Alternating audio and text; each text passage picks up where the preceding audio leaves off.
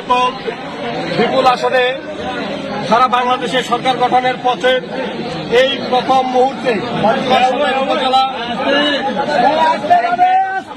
সভাপতি চাকলাহাট ইউনিয়নের সাবেক আপনারা চুক্ত থাকেন কি চেয়ারম্যান জননেতা জনাব আবু দাউদ প্রধান, তিনি প্রথমেই যে কাজটি করেছেন বাংলাদেশ আওয়ামী লীগের প্রতি তথা আওয়ামী লীগের তৃণমূল পর্যায়ের নেতা কর্মীদের প্রাণের যে সংগঠন আমাদের চাকলাহাট ইউনিয়ন আওয়ামী লীগকে তিনি আজকে তালামুক্ত অবমুক্ত করেছেন।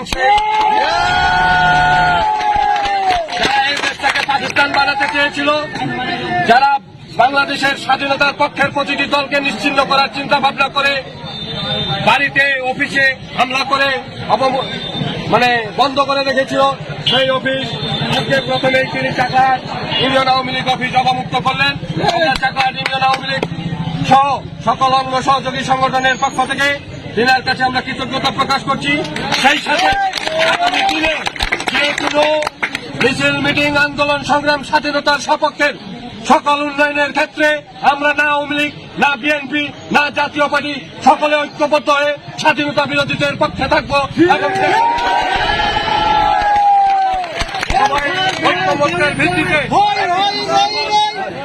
উন্নয়নমূলক ইউনিয়নের উন্নয়নের আহ্বান জানিয়ে আমি আমার কথা শেষ করছি।